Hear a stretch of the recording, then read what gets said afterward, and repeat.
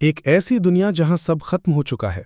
हमारा हीरो लिया यूनिंग एक ऐसी जगह पहुंचता है जिसे देखकर लगता है कि ये कोई प्लेजर हाउस है। जैसे ही वो अंदर कदम रखता है, दो खूबसूरत लड़कियां उसे बड़े प्यार से बेसमेंट की तरफ ले जाती है। वहां का नज़ारा देखकर लगता है कि पार्टी चल रही है। एलीट हंटर्स और उनके साथ कुछ लड़कियां जो थोड़ा रफ प्ले के लिए तैयार बैठी थी। यूनिंग को लगा कि भाई आज तो लॉटरी लग गई। तभी एक हसीना उसके पास आती है और अपनी मीठी बातों से उसे एक प्राइवेट रूम में ले जाने के लिए मना लेती है। उस कमरे में पहले से एक और लड़की मौजूद थी। यूनिंग को लगा कि किस्मत हो तो ऐसी, इतने सालों से सिर्फ दरिंदों का शिकार करने के बाद आज पहली बार उसे थोड़ा सुकून मिलने वाला था। लेकिन कहानी में ट्विस्ट यहां आता है। जब ब्रूनेट लड़की थोड़ी देर के लिए बाहर जाती है तो वो दूसरी लड़की अपनी नज़रों से ऐसे इशारा करती है जैसे वो बहुत शरारती हो और उसे पनिशमेंट की ज़रूरत हो। यूनिंग पूरा चार्ज हो चुका था। उसने सोचा बैटल शुरू करने से पहले थोड़ा वार्म अप कर लिया जाए। उसने अपना होंठ विप निकाला और बिना किसी रहम के हवा में लहराया। पर तभी कुछ ऐसा हुआ जिसने सब पलट कर रख दिया। उस लड़की के नर्म हाथ अचानक खतरनाक पंजों में बदल गए और वो एक भयानक राक्षस बन गई। असली रूप सामने आते ही वो मदद के लिए चिल्लाई और देखते ही देखते वहां मौजूद सारी हॉट लड़कियां दरिंदों में बदलकर वहां आ पहुंची। स्पाइडर मॉन्स्टर कहती है कि उसने बहुत से स्कैवेंजर्स को पहले भी काटा है और वो बी मॉन्स्टर सोच रही थी कि ये लड़का उनका सामना नहीं कर पाएगा। अब भाई मुझे नहीं पता आपका क्या ख्याल है, पर इतनी मेहनत के बाद मैं तो इस रूप में भी पीछे नहीं हटता। वो सब एक साथ उस पर हमला कर देती हैं, लेकिन उन्हें नहीं पता था कि उनका पल्ला किससे पड़ा है। यूनिंग ने अपनी पूरी जिंदगी इन्हीं मॉन्स्टर्स का शिकार करके गुजारी है। वो हल्का सा मुस्कुराता है, अपने हाथ से एक तालिस्मैन निकालता है और एक ऐसा खतरनाक इलेक्ट्रिक ब्लास्ट छोड़ता है कि कुछ ही सेकंड्स में वो सारी बीस्ट्स तंदूरी चिकन बन जाती हैं। उनकी लीडर की तो आंखें फटी की फटी रह गईं। इस लड़के ने बिना अपनी असली ताकत इस्तेमाल किए पूरा कमरा साफ कर दिया। इनका प्लान तो बड़ा सॉलिड था, क्लाइंट को खाने का लालच देकर बुलाओ और खुद ही उसे खा जाओ। पर इस बार उनका पल्ला एक स्कैवेंजर से पड़ गया था। अब जो नहीं जानते उन्हें बता दूं, स्कैवेंजर्स उन ताकतवर लोगों का एक ग्रुप है जिनमें कमाल की एबिलिटीज और फिजिकल स्ट्रेंथ होती है। जब ये दुनिया न्यूक्लियर धमाकों से तबाह हुई थी तब कैप्टन फानो यू ने इसे बचाया था। यूनिंग ने वहां से सारा माल लूट लिया और उस लीडर मॉन्स्टर का कोर निकालकर अपने शहर जिंदू की तरफ निकल गया। घर पहुंचकर वो दरवाजे को एक मोटी चेन से लॉक करता है और उन कोर्स को पकड़कर सो जाता है। लेकिन यहां से शुरू होती है उसकी असली पावर। जब भी वो सोता है वो इसेकाई हो जाता है एक ऐसी दुनिया में जहां अमर लोग रहते हैं, जहां ड्रैगन्स, बड़े बड़े ढांचे और अजीब जानवर है। इसी जगह की वजह से वो इतने रेयर आइटम्स फार्म कर पाता है। वह एक अजीब सा डॉल जैसा दिखने वाला क्रीचर उसका स्वागत करता है और उसे सेक्ट मास्टर कहता है। यूनिंग को याद आता है जब वो पहली बार यहां आया था।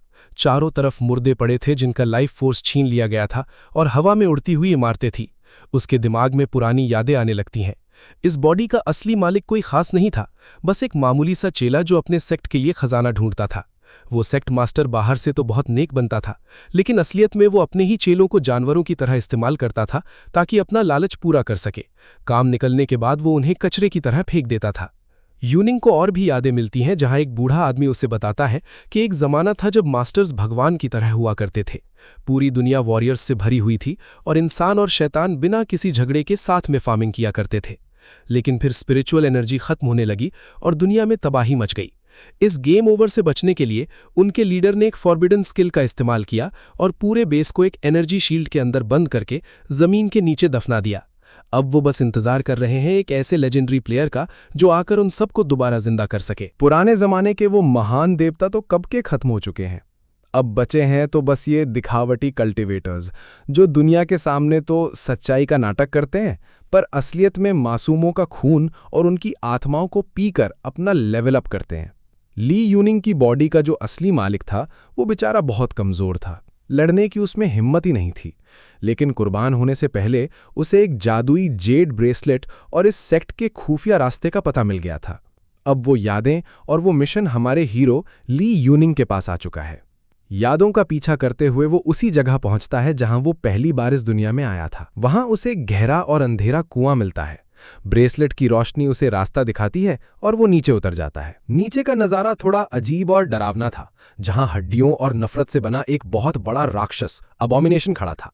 पर हमारा हीरो डरता नहीं, बल्कि उस हड्डियों के ढांचे के हाथ के बिल्कुल सामने खड़ा हो जाता है। यूनिंग वही मंत्र पढ़ता है जो उस बूढ़े ने यादों में छोड़ा था, ताकि वहां का सिक्योरिटी सिस्टम बंद हो जाए। देखते ही देखते उस मॉन्स्टर की खोपड़ी चमकने लगती है और कई टुकड़ों में बंट जाती है। सारे डरावने सर अब नॉर्मल खोपड़ियों में बदलकर गोल गोल घूमने लगते हैं और एक पोर्टल बन जाता है। हमारा बॉय उसमें कदम रखता है और गायब हो जाता है। जब वो पोर्टल से बाहर निकलता है तो वो एक अंधेरी जगह में होता है जहां सामने एक अंडरग्राउंड महल खड़ा था। तभी वहां से एक लाल धुआं निकलता है और वो वही गुड़िया जैसी लड़की लिटिल इमॉर्टल बन जाता है जो पहले मिली थी।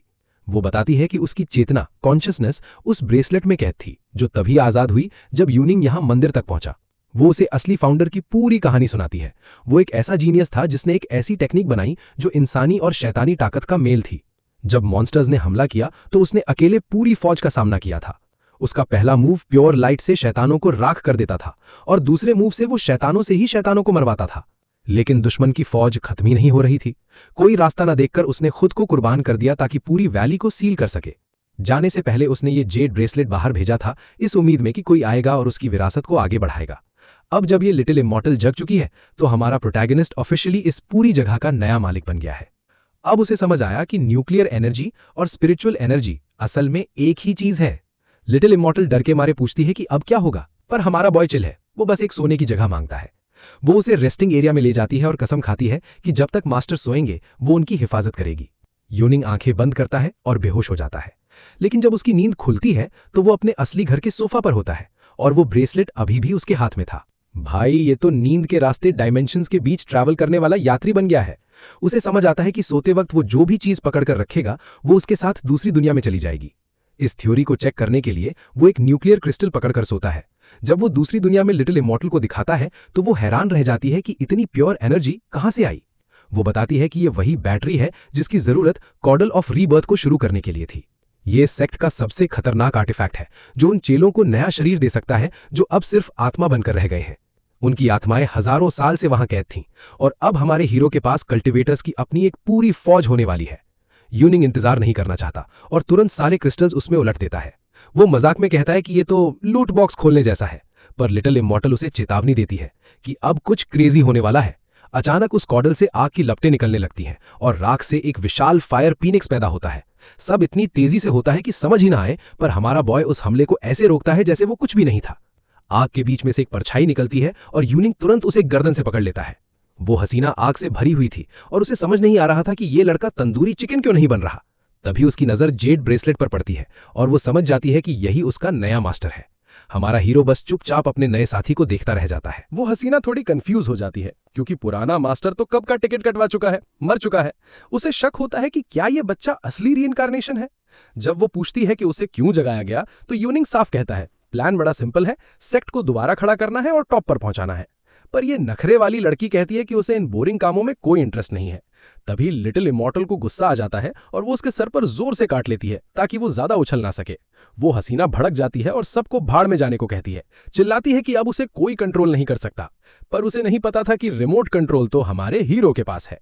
यूनिंग वही कर्स्ड चेन निकालता है और उस बिगड़ी हुई ब्रैट को रियलिटी चेक देता है।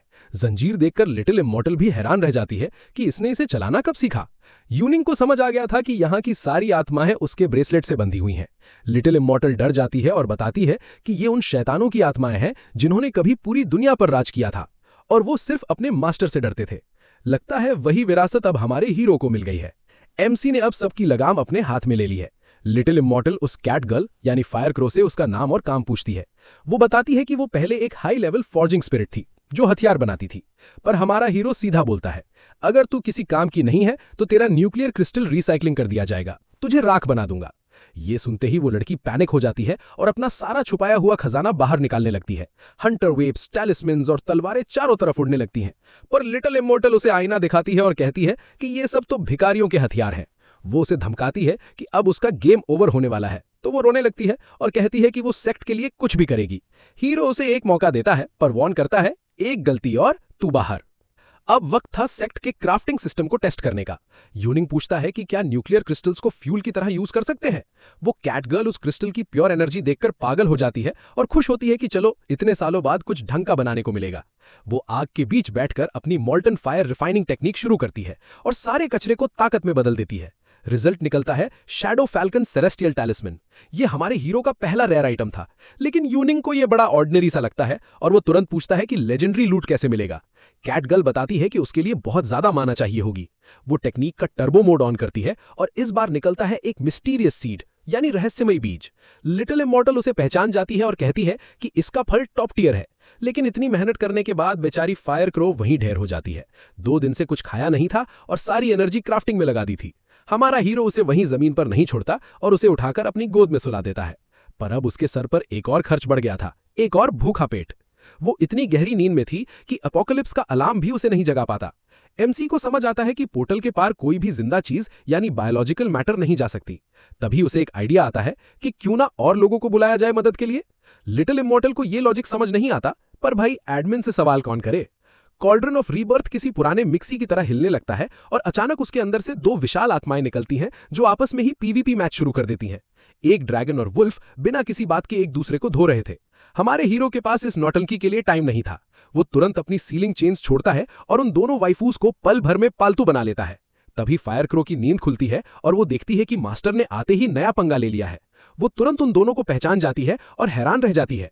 यूनिंग और लिटिल इमॉर्टल को कुछ समझ नहीं आ रहा था।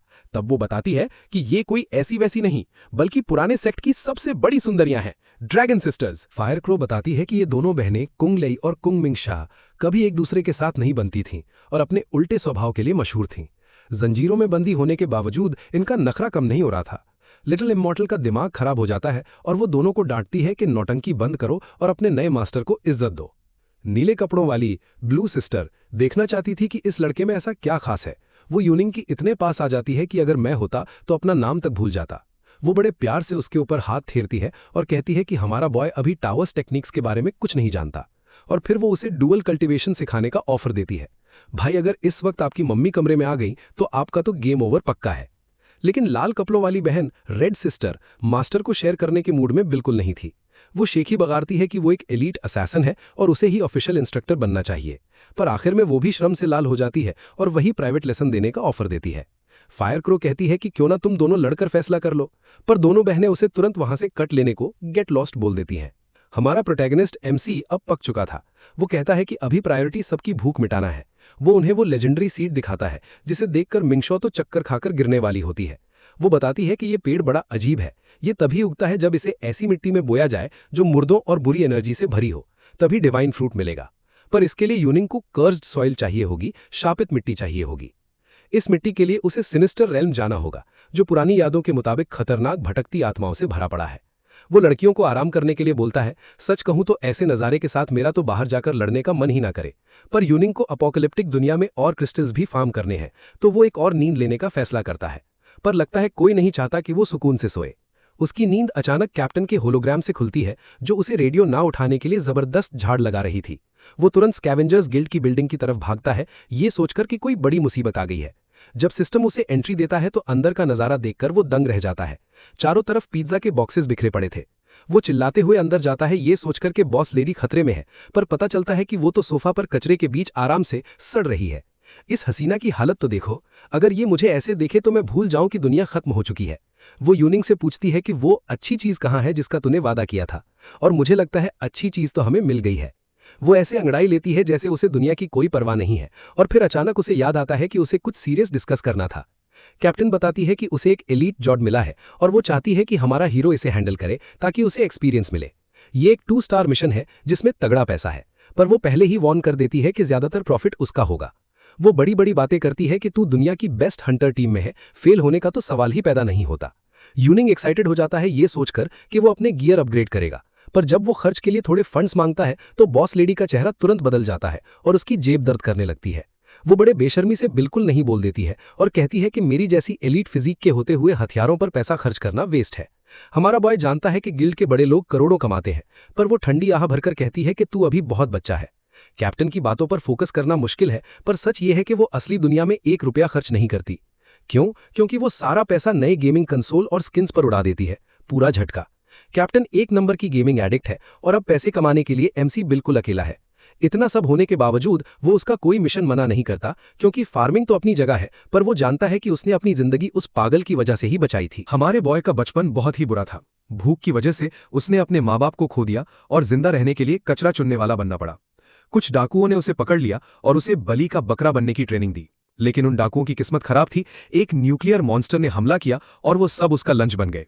हमारा हीरो किसी करिश्मे से बच गया, शायद इसलिए क्योंकि वो उस मॉन्स्टर के लिए एक एपेटाइजर के लायक भी नहीं था।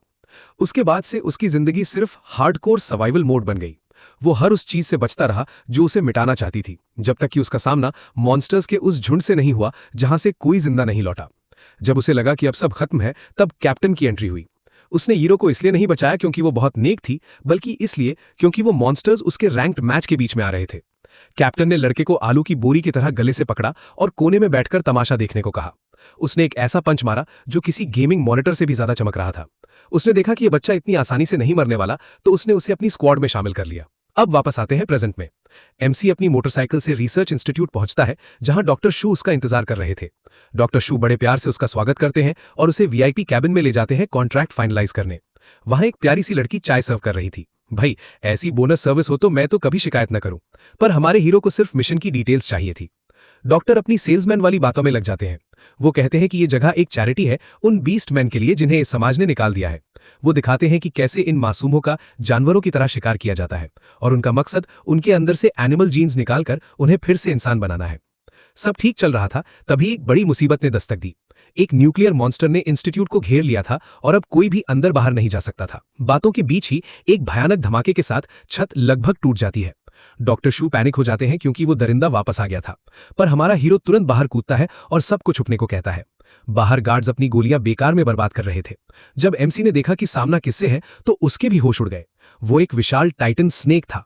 कैप्टन ने इस मिशन के लेवल के बारे में झूठ बोला था। इस सांप की स्केल्स यानी खाल किसी आर्मर की तरह सख्त थी। हीरो प्लान बनाता है कि इसका गुस्सा बेस से दूर ले जाए। वो एक गार्ड से ग्रेनेड मांगता है, पर एमसी उसके सारे ग्रेनेड्स लूट लेता है और गार्ड बेचारा देखता रह जाता है। वो एक ग्रेनेड सांप के मुंह पर दे मारता है ताकि उसका ध्यान भटका सके। जैसे ही सांप को चोट लगती है, एमसी अपनी मोटरसाइकिल फुल गियर में डालता है और उसे राइड पर ले जाता है। वो दरिंदा गुस्से में पागल होकर एमसी का पीछा करते हुए सीधा कैनियन की गहराई में पहुंच जाता है। चारों तरफ ग्रेनेड्स फट रहे थे और हमारा बॉय इस बात से बड़ा इमोशनल था कि आज वो ऐसी गोलियां चला रहा है जिसका खर्च उसकी अपनी जेब से नहीं निकल रहा। उसने केओस कैनियन में पहले से जाल बिछा रखा था। वो सांप को स्पेशल गिफ्ट कॉम्बो देता है और चारों तरफ से एक्सप्लोजिव्स फटने लगते हैं। रेप्टाइल बारबेक्यू ऑफिशियली तैयार था।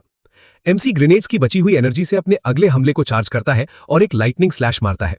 वो बिजली की रफ्तार से सांप की बॉडी को बीच से चीर देता है, पर जब वो नीचे उतरता है ये सोचकर कि खेल खत्म हो गया है, तभी वो देखता है कि सांप के जख्म से एक अजीब हरी रोशनी निकल रही है। वो जख्म रोशनी की रफ्तार से भरने लगता है। कुछ ही सेकंड्स में सांप ऐसा लग रहा था जैसे उसे कुछ हुआ ही ना हो। हमारा हीरो उसके इस ब्रोकन हीलिंग फैक्टर को देखकर हैरान रह जाता है। सांप उसे सांस लेने का मौका भी नहीं देता और तुरंत एसिड की धार छोड़ देता है, ये दिखाने के लिए कि वो बड़ा गंदा खेलती है। वो हरा स्प्रे सब कुछ पिघला रहा था और हमारा हीरो ये देखकर दुखी हो जाता है कि उसकी प्यारी मोटरसाइकिल का कचरा हो गया है। अब सांप ने पूरा ट्राई हार्ड मोड ऑन कर लिया है, इसलिए अब एमसी को अपना तुर्रुप का इक्का निकालना ही होगा। Blue shadow falcon टैलिस्मैन। नए पंख मिलते ही हमारा बॉय आरजी समझ जाता है कि अब खेल कूद का वक्त खत्म हो चुका है। वो किसी गाइडेड मिसाइल की तरह सीधा नीचे झपट्टा मारता है। उसका पूरा फोकस इस दरिंदे को एलीट क्रिस्टल्स के ढेर में बदलने पर था। ये हमला सांप के जिस्म के आर पार निकल जाता है और उसे छलनी कर देता है। वो दरिंदा दर्द के मारे चिल्लाने लगता है और हमारा बॉय बोल देता है, पार्टी ओवर। लेकिन अचानक उसे कुछ अजीब दिखता है। क्या वो विशाल सांप रो रहा था? यूनिंग एक पल के लिए हिचकिचाता है और जैसे ही धुआं साफ होता है, वो मॉन्स्टर एक स्नेक वुमन में बदल जाती है। भाई, अगर मैं होता तो मिशन वहीं छोड़कर सरेंडर कर देता। उसे समझ आता है कि ये कोई मामूली जानवर नहीं, बल्कि होशो हवास वाली एक बीस्ट ह्यूमन है। पर ड्यूटी तो ड्यूटी है। वो ज्यादा देर हिचकिचा नहीं सकता था। पीछे बची थी तो बस उस हसीना की कटी हुई दुम। डॉक्टर शू तुरंत खुश होकर हीरो को 20,000 सैंड डॉलर्स भेज देते हैं। यूनिंग को शक होता है कि इतनी शांत जगह पर इतना बड़ा मॉन्स्टर आया कैसे, पर डॉक्टर बात टाल देते हैं, ये कहकर कि मूर्ख जानवर अक्सर रास्ता भटक जाते हैं। उसे रिलैक्स करने के लिए डॉक्टर 2 स्पेशल असिस्टेंट्स ऑफर करते हैं, पर हमारा बॉय मूर्ख नहीं है। वो सीधा पूछता है, क्या आप मुझे इस इलीगल सेटअप में फंसाने की कोशिश कर रहे हो? डॉक्टर कसम खाता है कि ये सब सिर्फ शुक्राना है। तो आरजी कहता है कि ठीक है, सारी मेट्स को एक साथ इकट्ठा करो। डॉक्टर को लगता है कि लड़का तो एक नंबर का बीस्ट निकला और वो पार्टी की तैयारी में लग जाता है। हमारा बॉय सारी लड़कियों को एक साथ खड़ा करता है ताकि लाइनअप कंप्लीट हो जाए। वो कहती हैं कि वो सेवा के लिए तैयार है। अगर मैं होता तो वीडियो यहीं खत्म कर देता, पर एमसी का मूड कुछ और ही था। वो कहता है कि उसे ये वाइब पसंद नहीं आ रही और वो एक नया टैलिस्मैन एक्टिवेट करके सारी लड़कियों को थंडर शॉक यानी बिजली का झटका दे देता है। तभी डॉक्टर शू भागकर अपनी अजीब सी एक्सपेरिमेंट लैब में जाते हैं। उस पागल ने वहां वाइफूज यानी म्यूटेंट्स का पूरा स्टॉक जमा कर रखा था। वो एक मेन टैंक के पास पहुंचता है और उन म्यूटेंट्स से ऐसे बात करता है जैसे कोई प्यार करने वाला बाप हो, लेकिन हमारा बॉय उसके बिल्कुल पीछे था। डॉक्टर उसे चिल्लाते हुए सर्वर से किक आउट करने की कोशिश करता है, यानी बाहर निकलने को बोलता है, पर एमसी इस नौटंकी से थक चुका था। वो एक भारी भरकम पंच मारता है और बूढ़े को लॉग आउट कर देता है। बूढ़े के दांत तक टूट जाते हैं, पर वो दिखाता है कि उसने पैनिक बटन दबा दिया है और बैकअप बुलाया है। वो मेड्स को हीरो पर हमला करने को कहता है, पर एमसी दिखाता है कि उसने पहले ही सबके कंट्रोल कॉलर्स तोड़ दिए हैं। बूढ़े का दिमाग वहीं शॉर्ट सर्किट हो जाता है। अब वो मेड्स हमारे बॉय की नई स्क्वाड बन चुकी थी। उसे समझ आ गया था कि ये इंस्टीट्यूट सिर्फ एक दिखावा था, असलियत में यहाँ लड़कियों को किडनैप करके उन पर जुल्म किया जाता था। वो बूढ़ा उन मासूमों को अपने फॉरबिडन एक्सपेरिमेंट्स के लिए चने की तरह यानी टेस्ट सब्जेक्ट्स के लिए इस्तेमाल करता था। अब बाजी पलट चुकी थी और लड़कियां बदले के लिए प्यासी थीं। डॉक्टर अब अपनी सैड फ्लैशबैक वाली स्टोरी सुनाता है। वो कसम खाता है कि कभी वो इन हाइब्रिड लड़कियों को दुनिया के जुल्म से बचाना चाहता था। पुराने दिनों में वो बूढ़ा एक बैड एस हुआ करता था जो हर उस बंदे को धो देता था जो हाइब्रिड्स के साथ बुरा सलूक करता था। वो खुद को एक मसीहा समझता था और उसने बीस्ट फोक्स के लिए एक ऑर्फनेज तक बनाया था। वो एक जीनियस था और लगभग उस राज को सुलझा चुका था जिससे सब दोबारा इंसान बन सके। पर तभी सब बर्बाद हो गया। एक जानवर ने आपा खो दिया और उस जगह को स्लॉटर हाउस यानी कत्लखाना बना दिया। उसने डॉक्टर की पत्नी को मार डाला और बेटी की जान मुश्किल से बची। बेटी को जिंदा रखने का खर्चा इतना ज्यादा था कि डॉक्टर ने अपने उसूल बेच दिए और माफिया से हाथ मिला लिया। वो फॉरबिडन एल्केमी का मास्टर बन गया और उन मासूम लड़कियों का एसेंस ब्लैक मार्केट में बेचकर गंदा पैसा कमाने लगा। उसका आखिरी प्लान था एक बीस्ट के जीन्स को अपनी बेटी के साथ फ्यूज करके उसे नया जिस्म यानी रीस्पॉन मिल जाए। पर कोई कंपैटिबल मिलना किसी गेम में 0.1% लेजेंडरी ड्रॉप मिलने जैसा मुश्किल था। तभी उसे वो मिल गई जो एकदम परफेक्ट थी, वही मिसिंग पीस। लेकिन इससे पहले कि वो अपना गंदा काम पूरा कर पाता, उस सांप ने लॉबी में धावा बोल दिया। अब समझ आया कि वो बूढ़ा एमसी को मैप साफ करने के लिए इतना फोर्स क्यों कर रहा था। बिना दांत वाला वो पागल टूथलेस मेनियक अब भी पागलों की तरह हंस रहा था, क्योंकि अब रास्ता साफ था और वो अपना आखिरी फॉरबिडन एक्सपेरिमेंट शुरू कर सकता था। सिस्टम कंफर्म करता है और शुरू होता है एक ऐसा रिचुअल जो बैन था। पूरी लैब रेडिएशन और हरी एनर्जी से किसी रेव पार्टी की तरह चमकने लगती है। हमारा बॉय बाकी मेट्स को कहता है कि जल्दी से बाकी लड़कियों को बचाओ, क्योंकि अगर पावर कट हुई तो बाकी सारे सर्वर लड़कियां ढेर हो जाएंगे। पर तभी उसे कुछ अजीब दिखता है। जिस्म किसी मिट्टी की तरह आपस में मिलने लगते हैं और चेहरे एक दूसरे में पिघलने लगते हैं। डॉक्टर तो जश्न मना रहा था, पर एमसी को लग गया कि इस पैच में कोई बड़ा बग है। वो चीज डिफॉर्म होने लगती है। सिस्टम में क्रिटिकल एरर आ जाता है क्योंकि सिर्फ 0.01% का डिफरेंस था और बॉडी सब कुछ रिजेक्ट करने लगती है। वो एक रेडियो एक्टिव ढेर बन जाता है और डॉक्टर शू की फटके हाथ में आ जाती है। टैंक में दरार आती है और उस बॉस का हाथ शीशा तोड़कर बाहर निकलता है। वो इस लैब का प्लग खींचने के लिए तैयार थी। एमसी अब मानता है कि उसने पिछली फाइट में सांप की दुम सिर्फ इसलिए चेक करी थी कि क्या वो सच में इतनी अग्रेसिव है। अगर उस एंगल से देखो तो समझ आता है कि एमसी क्यों उसकी कहानी सुनना चाहता था। कहानी शुरू हुई थी उस रेडियो एक्टिव जंगल में जहां सांपों को एक एवोल्यूशन बफ मिला था। ये नन्ही सी जान लिटिल स्नेक इंसानों का मैप देखने निकल पड़ी। डॉक्टर शू इसका बचपन का हीरो था, जिसका चेहरा शहर के हर बिलबोर्ड पर दिखता था। वो उनका एहसान उतारना चाहती थी, इसलिए वो अपनी बड़ी बहन के साथ उन्हें सरप्राइज देने आई। पर उन्हें शॉक मिला जब वो एक ट्रैप में फंस गई।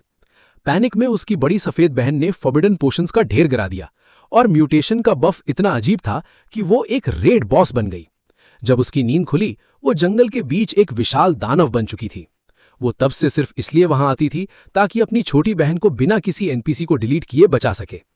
एमसी उस बूढ़े के मुंह पर बोलता है कि तेरा ये हीरो ही तेरी छोटी बहन को इतने वक्त से फार्म कर रहा था। बूढ़े के झूठ का महल पल भर में ढह जाता है। गुस्से में वो म्यूटेंट बड़ी बहन पूरी लैब को डिलीट कर देती है। सीन कट होता है और कैप्टन की नींद खुलती है। उसका चेहरा ऐसा था जैसे उसने रातों रात अपनी रैंक गंवा दी हो, और सामने वही छोटी हरी सांप मेड के कपड़ों में खड़ी हाय बोल रही थी। फेंशुआ यू का दिमाग ग्लिच होने लगता है कि ये बच्चा कहां से टपक गया।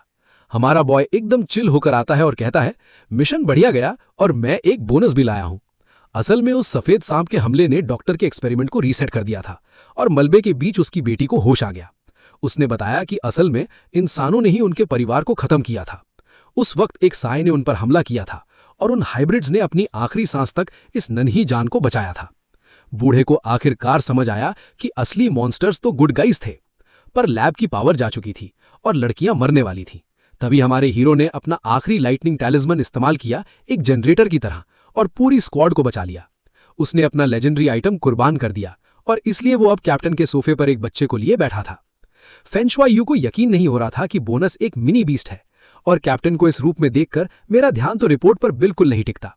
एमसी का पूरा फोकस उस बच्ची के हैमबर्गर पर था। वो पहले ही उसके एक्सपी के बारे में सोच रहा था। कैप्टन उसकी न्यू स्किन का पोटेंशियल चेक कर रही थी, जबकि बच्ची सिर्फ ठूस ठूस कर खाने में बिजी थी। फेंशुआ यू को हंसते देखकर एमसी समझ गया कि अब नया पंगा शुरू होने वाला है। वो सीधे पॉइंट पर आती है। इस टीम में उनके लिए कोई जगह नहीं है जो फार्म नहीं करते, इसलिए उस नन्ही जान को तुरंत इंटर्न की पोस्ट दे दी जाती है। सब कुछ सेटल करने के बाद हमारा बॉय उस लेजेंडरी क्रिस्टल को गले लगाकर सो जाता है जो उसने बॉस को ढेर करके लूटा था। जैसे ही उसकी नींद खुलती है वो स्पिरिचुअल लॉबी में होता है और अचानक डर जाता है। फायर क्रो कहीं से टपक पड़ती है और कहती है कि उसे अपनी एबिलिटीज को बफ करने और थोड़ा दम लेने के लिए डुअल कल्टीवेशन की जरूरत है। हमारा बॉय वहीं जम जाता है और सोचता है, भाई क्या इस गेम का जॉनर यानी कि कैटेगरी अचानक से बदल गया। एमसी वो विशाल क्रिस्टल टेबल पर दे मारता है और रिजल्ट की मांग करता है। वो हसीना एलीट स्पिरिचुअल फ्लेम से रिफाइनमेंट शुरू करती है। ये प्रोसेस इतना इंटेंस था कि एनर्जी हमारे हीरो के सामने ही एक शैडो बनाने लगती है। वो नया आइटम एमसी को सर्वर का मालिक मान लेता है और वो आर्मर उसके हाथ से फ्यूज हो जाता है। एकदम कैश शॉप वाले आइटम जैसी चमक थी इसमें। और इस न्यू स्किन का स्टाइल तो देखो, ये आउटफिट एजिलिटी यानी कि रफ्तार को बढ़ा देता है और इसमें एक सीक्रेट टेक्निक भी है। पर फायर क्रो की हालत तो देखो, इतनी माना खर्च करने के बाद बेचारी डुअल कल्टीवेशन की वजह से रहम की भीख मांग रही थी। आर्क तो कमाल का था, पर वो हसीना जमीन पर गिरी पड़ी थी और कह रही थी कि 5 राउंड्स एक साथ, बस यही मेरी लिमिट है। भाई अगर मैं होता तो ये सर्वर कभी ऑफलाइन ही ना जाने देता। एमसीयू स्मिथ को आराम करने को कहता है और इस बार भारी काम के लिए ड्रैगन सिस्टर्स को चुनता है। कांग ल्यूली लॉबी से बाहर निकलने के मौके पर बहुत एक्साइटेड हो जाती है। वो उस खाई के रास्ते पर पहुंचते हैं जहां चारों तरफ लाशें बिखरी थीं। पोर्टल से बाहर निकलते ही हसीना ताजी हवा में सांस लेने के लिए खुश थी, पर हवा में तो मौत की बू थी। मिंगशॉ लाशों की बदबू के लिए रोने लगती है, पर हमारा बॉय कहता है ये ड्रामा बंद करो। वो मिट्टी की क्वालिटी चेक करती है, पर ड्रॉप बहुत खराब था। मिट्टी सूखी और बेकार थी, उस डिवाइन सीड के लिए बिल्कुल नहीं। तभी हसीना का डेंजर सेंसर बजने लगता है। वो एमसी को तुरंत छुपने के लिए खींचती है क्योंकि वहां एक एलीट मॉब स्पॉन हो गया था जो बड़ा खतरनाक दिख रहा था। वो मॉन्स्टर अपनी गर्दन किसी भूतिया जिराफ की तरह खींचता है और एरिया चेक करता है। जब उसे कोई नहीं मिलता तो वो वहां से निकल जाता है ताकि एरिया बॉस को परेशान न करे। जैसे ही वो मॉन्स्टर गायब होता है, हमारा हीरो लाशों के बीच से बाहर निकलता है और अपना इनविजिबिलिटी आइटम अंदर रखता है जिसने आज उनकी जान बचाई थी। वो बताती है कि वो मॉन्स्टर नन अपने मास्टर के लिए इंसानों की फार्मिंग कर रही है। ये सुनकर एमसी के दिमाग में एक आइडिया आता है और उस फ्लोटिंग कासल यानी कि उड़ते हुए महल का साइज तो देखो, वही वो कर्स्ड फर्टिलाइजर है जिसकी जरूरत है फार्मिंग के लिए। प्लान बड़ा सिंपल है, चेलों के बीच घुस जाओ और सीधा शेर की मान में कदम रख दो। कांग ल्यूली बिना किसी वजह से मुस्कुरा रही थी। उसका कहना था कि सबसे खतरनाक जगह ही उनके लिए सबसे सेफ जोन है। उसके चेहरे पर ऐसी स्माइल थी जैसे उसने पूरा कांड पहले से ही प्लान कर रखा हो। एक्टिंग को असली बनाने के लिए वो जंजीरों को थोड़ा और कस लेते हैं। वो मॉन्स्टर नन वहां से निकल जाती है, ये सोचकर कि आज का दान मिल गया। बहनें साथ आना चाहती हैं, पर हमारा बॉय साफ कह देता है, साथ आओगी तो सिर्फ मेरे स्टेल्थ के बीच में रुकावट बनोगी। वो महल के रास्ते पर आगे बढ़ता है, पर यह जगह किसी अपडेट डे वाले सर्वर से भी ज्यादा बग थी। टारगेट बिल्कुल सामने था, पर अचानक उसकी कैट इंस्टिंक्ट चिल्लाने लगती है। वो मॉन्स्टर का साइज तो देखो, अगर वो इस एरिया का बॉस नहीं है तो मैं कोई ट्यूटोरियल एनपीसी हूं। वो हवा में कुछ सूंघ रहा था, कंफ्यूज था क्योंकि उसे एक इंसान की स्मेल आई थी पर परछाई तक नहीं दिखी। इससे पहले कि इनविजिबिलिटी माना खत्म हो जाए, हमारा बॉय बिल्ली के रूप में वहां से फिसट जाता है। वो एक अजीब जगह पहुंचता है जहां कुछ पुराने ज़ॉम्बीज लोगों को नेक्स्ट लेवल पर जाने का हुक्म दे रहे थे। पर वो दरवाजा क्या था? जिस्म से बनी दीवार में एक छेद जहां हजारों हाथ आपको पाताल में खींचने के लिए तैयार थे। एमसी को तुरंत समझ आ जाता है कि ये इममॉर्टैलिटी की कहानी सिर्फ नूब्स को शिकार बनाने का लालच है। वो जगह असलियत में आत्माओं और जंजीरों से बनी एक विशाल सैक्रिफिशियल फर्नेस यानी कि बलिदान देने वाली भट्टी थी। आखिरकार उसे वहां वो कर्स्ड फर्टिलाइजर मिल जाता है जिसके लिए वो आया था। बिल्ली बना हमारा हीरो उसे जमा करने लगता है, पर उसे एक ऐसी स्पिरिचुअल फायर महसूस होती है जो एक ही वक्त में जला भी रही थी और जमा भी रही थी। अचानक उस बिल्ली का बैलेंस बिगड़ जाता है और वो अपनी मर्जी के खिलाफ हवा में तैरने लगता है। वो भट्टी उसकी आत्मा को अंदर खींच रही थी। हमारा बॉय अब पूरा पैनिक मोड में आ गया। भाई किटी के साथ तो बहुत बुरा वाला सीन हो गया। सबसे खराब टाइमिंग पर उसकी कैट माना खत्म हो जाती है और वो अपने असली शरीर में वापस आ जाता है। वो एकदम शॉक में था। इस टावर का सक्शन पावर कुछ ज्यादा ही ओवरपावर्ड था। अगर वो अभी कुछ नहीं करता तो वो भट्टी का फ्यूल बन जाता। लेकिन इस अफरा तफरी के बीच एमसी को एक अलग तरह की चमक दिखती है। एक घोस्ट गर्ल कहीं से प्रकट होती है और पूछती है, क्या तुम मुझे देख सकते हो? हमारा बॉय वहीं जम जाता है। एक आत्मा यहां बिना रिफाइन हुए कैसे घूम रही है? वो लड़की उसे चुप रहने को कहती है क्योंकि एरिया बॉस जरा सी भी मूवमेंट को तुरंत पकड़ लेता है। वो बताती है कि वो इस भट्टी की स्पिरिट है और सीधा एमसी को एक डील ऑफर करती है। असल में वो यहां से भागना चाहती है और हमारा बॉय उसकी एग्जिट टिकट है। वो अपना नाम शियाओ जिंग बताती है और कहती है कि वो कभी एक ऐसे खानदान का सबसे रेयर आइटम हुआ करती थी जो मॉन्स्टर्स को एक्सपी पिल्स में बदल देता था। उस वक्त उसे खतरनाक बफ्स और डिवाइन एबिलिटीज मिलती थी, पर अब उसके वो पुराने दिन बीत चुके हैं और वो एक हाई रैंक विलन के हाथ लग गई है। उस एंसेस्टर ने बेचारी लड़की को एक डिवाइन नीडल से सील कर रखा है ताकि वो ईविल पिल्स फॉर्म कर सके। वो इस स्पिरिचुअल स्लेव वाली जिंदगी से थक चुकी है और वादा करती है कि अगर एमसी उसे आज़ाद कर दे तो वो उसकी ऑफिशियल सपोर्ट बन जाएगी। एमसी इस ऑफर पर थोड़ा ठिठक जाता है। उसे समझ आता है कि वो विशाल खंबा जिसने उसे लगभग निगल लिया था वो असलियत में वही नीडल यानी सुई है जो उस कैट गर्ल के सीने के आर पार है। कैट गर्ल बताती है कि वही विशाल पिलर उसे जमीन से चिपकाए हुए हैं। हमारा बॉय तुरंत पैनिक होकर सफाई देने लगता है कि वो उसका फायदा उठाने नहीं आया, उसे बस ये नहीं पता कि मदद कैसे करे। उसके बेल्ट पर लगा सील चमकने लगता है और वो शियाओ जिंग को पकड़ लेता है ताकि वो भट्टी के बीच में वापस ना खिंचाए। अब हमारा बॉय सीरियस मोड में आ जाता है और एक शैडोई मैकेनिकल आर्म समन करता है। वो अपनी इन्वेंट्री से एक लेजेंडरी स्वॉर्ड निकालता है और वो तलवार सीधा उन ईविल चेन्स यानी शापित जंजीरों को चकनाचूर कर देती है। उसका पूरा फोकस लूट पर था। काम पूरा करने के लिए एमसी विप ऑफ ट्रूथ निकालता है और उस पिलर को लाशों में फंसाकर उस कांटे को निकालने की कोशिश करता है। हमारा गाय अपनी लिमिट पर था और शियाओ जिंग डरने लगती है, पर तभी वो वही बफ पिल निकालता है जो फायर क्रो ने रिफाइन की थी। इतने रेयर आइटम को खोना दुख तो देता है, पर एक ऐसी सपोर्ट वाइफू मिलना जो इनफाइनाइट लूट जनरेट करे, भाई ये इन्वेस्टमेंट तो बनती है। वो आइटम खाते ही हमारा बॉय पूरा बर्जरकर मोड में आ जाता है। उसकी ताकत 100 गुना बढ़ जाती है। उसका शरीर इतना गर्म हो जाता है कि वो कैट गर्ल भी डर जाती है। वो एक टॉप रैंकर वाली ताकत से उस पिलर को उखड़ फेंकता है और पूरे सील को उड़ा देता है। उसकी चीख से पूरा सर्वर हिल गया। शियाओ जिंग आजाद होते ही सीधा हीरो के गले लग जाती है और हमेशा साथ देने का वादा करती है। क्या जबरदस्त अपग्रेड है ना। हमारे बॉय ने मेन लूट हासिल कर ली थी, वो भट्टी जो डीमंस को एक्सपी पिल्स में बदल देती है। इन्वेंट्री तो फुल है, पर अब असली प्रॉब्लम है इस मैप से जिंदा बाहर निकलना। अचानक वही नाइटमेयर फेस्ड इलीट मॉब उसके पीछे प्रकट हो जाता है और पूछता है चोर कौन है। वो एक अजीब सा कल्टीवेटर था जो नरक के किसी स्केच जैसा दिखता था और उसकी गर्दन किसी जिराफ जैसी थी। मिस्टर एमसी वही फ्रीज हो जाता है क्योंकि लड़ाई के शोर ने किसी ऐसे को जगा दिया था जिसे सोना ही चाहिए था। ये क्रीचर्स हाई रैंक के हैं और लेवल अप करने के लिए इंसानी हड्डियों का एसेंस फार्म करते हैं। वो अजीब दरिंदा हमारे हीरो को कहीं से पहचानती है। वो अपना विशाल मुंह खोलती है और पूछती है कि एक नूब ने नीडल सील कैसे हटाया। एमसी तुरंत अपने स्मूथ टॉक मोड में आ जाता है और नाटक करता है कि अगर वो उसकी जान बख्श दे तो वो उसे खजाना देगा। वो मॉन्स्टर इस बेट में फंस जाता है और आइटम देखने के लिए पास आती है, जबकि हमारा बॉय बस सही टाइमिंग का इंतजार कर रहा था। एमसी उस मॉन्स्टर की लापरवाही का फायदा उठाता है और उस बफ पिल की पूरी पावर के साथ एक ऐसा पंच चार्ज करता है जो बीम ऑफ लाइट बनकर निकलता है। वो बीम पूरे मैप को चीरते हुए मॉन्स्टर के एचपी बार को डिलीट कर देती है। वो दरिंदा वहीं ढेर हो जाता है। हीरो देखता है कि उसकी बॉडी से एक चमक निकल रही है तो वो तुरंत दौड़ता है ये देखने के लिए कि क्या लेजेंडरी ड्रॉप मिला है। शियाओ जिंग समझाती है कि ये गोल्डन मैरो बोन है जहां सारा एक्सपी स्टोर होता है। इतना बड़ा जैकपॉट देखकर हमारा बॉय दंग रह जाता है, पर उसे घंटा पता नहीं था कि इतने हाई रैंक आइटम को यूज कैसे करना है। तो वो घोस्ट किटी यानी शियाओ जिंग तुरंत उस हड्डी को अपनी तरफ खींच लेती है और एमसी भी मान लेता है कि ये लूट उसी की है। अब बफ का असल खत्म हो रहा था, पर मिशन सुपर हिट रहा। फर्टिलाइजर भी मिल गया और बैग में एक बोनस आइटम भी। वो दोबारा कैट बनता है और दबे पांव वहां से निकलकर अपनी टीम से मिलने जाता है। पीछे बचा था तो बस उस मॉन्स्टर का कचरा जो ये सोचे बिना ही मर गई कि एक नूब ने उसे सोलो कैसे ढेर कर दिया। उस मॉन्स्टर की आत्मा एक अजीब मक्खी में बदल जाती है और नया शरीर ढूंढने के लिए उड़ते हुए बदले की कसम खाती है। इधर लॉबी में ड्रैगन सिस्टर्स बोर हो रही थी, अपने भाई का फार्मिंग से वापस आने का इंतजार कर रही थी। मिंग शा को वो मक्खी आती दिखती है और वो इंट्रूडर को कुचलने के लिए तैयार हो जाती है, पर वो मक्खी डॉज करके ल्यूली की बॉडी को अपनी नई स्किन बनाने का फैसला करती है। मक्खी जैसे ही ल्यूली के गाल पर बैठती है, उसकी बहन मौका नहीं छोड़ती और पूरी ताकत से उसके मुंह पर एक थप्पड़ जड़ देती है। ल्यूली जब उठती है तो उसके चेहरे पर निशान था, उसे लगा कि भूकंप आया है। मिंगशा वहीं फ्रीज हो जाती है। उसे लगता है कि मास्टर ने कोई पंगा कर दिया है और फाइट शुरू हो गई है, पर ल्यूली तुरंत पकड़ लेती है कि कुछ गड़बड़ है। वो अजीब हरकत कर रही थी और छुप रही थी। मक्खी गिर जाती है और वो दरिंदा डर के मारे चिल्ला रहा था। तभी उन्हें एक भारी बॉस ऑरा महसूस होती है और एक विशाल अजीब बुद्धा मॉन्स्टर छत फाड़कर बाहर निकलता है और उन दोनों को अपने कमरे में बुलाता है।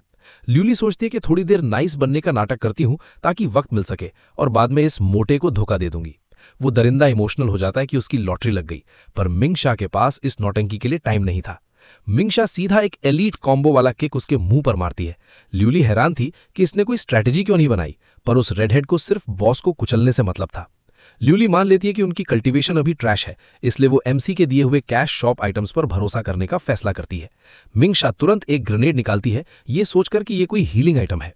मिंगशा उस इमॉर्टल पिल को देखकर हिप्नोटाइज हो जाती है, जो किसी लेजेंडरी स्किन से भी ज्यादा चमक रही थी। ल्यूली उसे एक्सप्लोसिव्स रखने देती है और खुद तीर कमान पर फोकस करती है। रेडहेड अपने नए खिलौने से बहुत खुश थी, पर उस चबी बुद्धा को थप्पड़ खाना पसंद नहीं आया और उसकी आंखें नफरत से चमकने लगी। वो मॉन्स्टर फेस 2 में एंटर करता है और उसके हर तरफ हाथ निकल आते हैं, बिल्कुल एक बग्ड रेड बॉस जैसा। दोनों को समझ में आ जाता है कि मामला सीरियस है जब मॉन्स्टर अपना मुंह किसी गड्ढे की तरह खोलता है, पूरे सर्वर को निगलने के लिए। मिंगशा ल्यूली को कहती है कि तुम यहां से निकलो और एमसी को ढूंढो, तब तक मैं बॉस का ध्यान संभालती हूं। ल्यूली इमोशनल हो जाती है और वार्निंग देती है कि उस थप्पड़ का बदला लेने से पहले मरना मत। मिंगशा जानती थी कि वो बॉस से आमने सामने टैंक नहीं कर सकती, इसलिए वो उस स्पिरिचुअल ग्रेनेड को एक बार में ही निगल लेती है और जाहिर है वो चीज फट जाती है। लड़की धूल में बदल जाती है, जबकि वो विशाल दरिंदा उसे निगलने के लिए मुंह खोले बढ़ रहा था। ड्रैगन का खेल खत्म लग रहा था। जब ये सब तबाही मच रही थी, ल्यूयन ली भाग रही थी ताकि एमसी को ढूंढ सके और रीइंफोर्समेंट्स यानी मदद ला सके।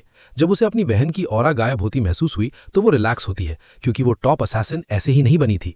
हम मिंगशा की चेतना देखते हैं, जहां वो मक्खी वाला मॉन्स्टर हंस रहा था, ये सोचकर कि अब वो उसके सोते हुए शरीर को हड़प लेगा। लेकिन मक्खी का सारा प्लान मिट्टी में मिल जाता है जब उसे अपने पीछे से एक भयानक प्रेशर महसूस होता है।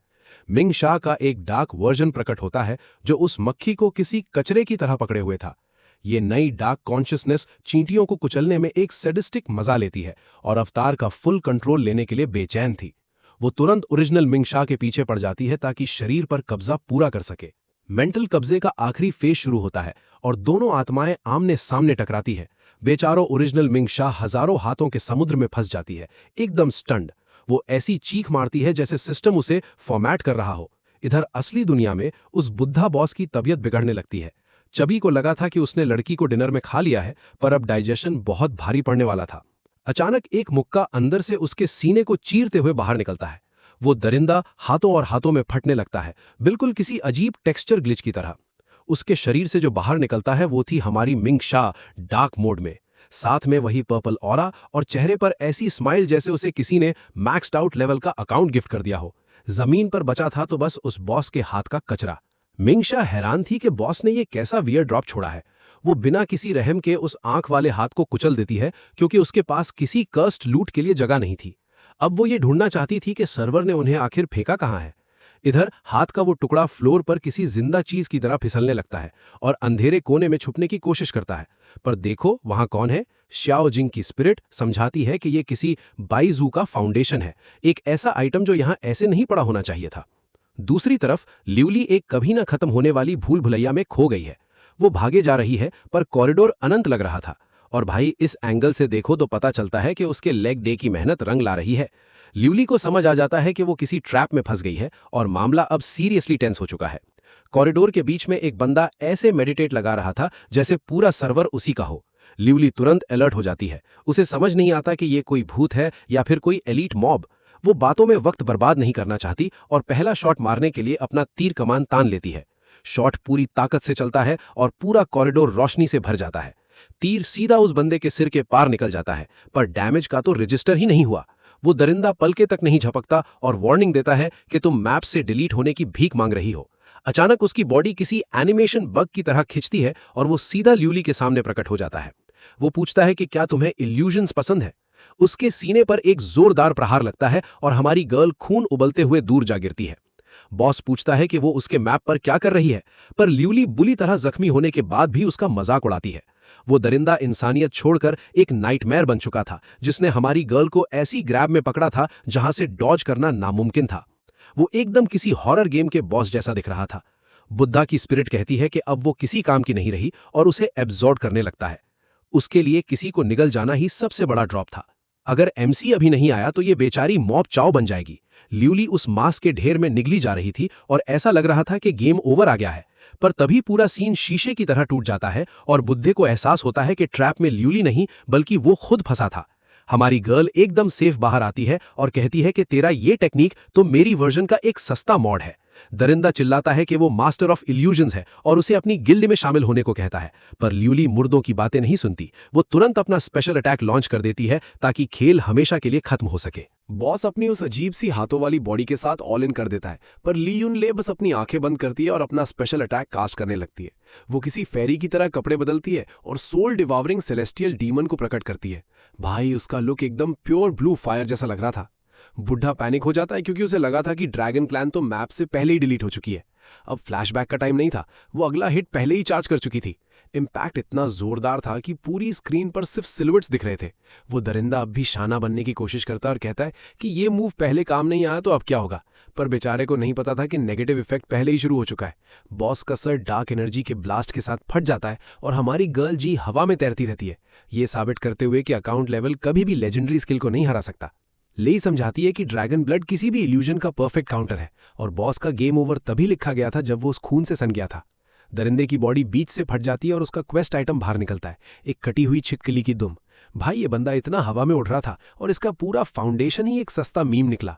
इधर सीन बदलता है और मिंगशा यानी निंजा को अजीब आवाजें सुनाई देने लगती हैं, जैसे कोई उसके कान में नॉन स्टॉप स्पेल स्पैम कर रहा हो। ये एक भयानक मेंटल डिबफ था।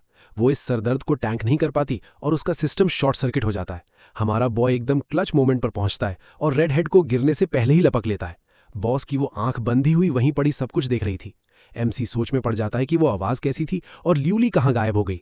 तभी वो लिटिल इमॉर्टल यानी श्याओ जिंग एमसी के सामने एक अर्जेंट वार्निंग के साथ आती है। एंसेस्टर वुओंग अपनी लंबी नींद से जाग रहा है, ढेर सारा ब्लड एसेंस फार्म करने के बाद। वो क्रीचर एकदम नाइटमेयर फ्यूल है। हमारा बॉय टेंस हो जाता है क्योंकि वो जानता है कि अभी वो इस बॉस को टैंक नहीं कर सकता, पर नन्ही जान कहती है कि उसके पास एक प्लान है और उसे आखिरी कोऑप के लिए एमसी की मदद चाहिए। प्लान समझाते वक्त वो शर्म से लाल हो जाती है और भाई, अगर वही प्लान है तो हीरो की तो लॉटरी लग गई। सेटअप सुनकर एमसी लगभग गिर ही जाता है। इतनी तबाही के बीच डुअल कल्टीवेशन? वो जवाब का इंतजार भी नहीं करती और प्रोसेस शुरू करने के लिए सीधा उसके दिमाग में डाइव मार देती है। अचानक रियलिटी शीशे की तरह टूट जाती है और हमारा बॉय एक ऐसे मेंटल स्पेस में पहुंचता है जो किसी लग्जरी लॉबी जैसा दिखता था। वो समझाती है कि ये अपग्रेड सिर्फ यहीं हो सकता है क्योंकि वो अभी सिर्फ एक आर्टिफैक्ट स्पिरिट है।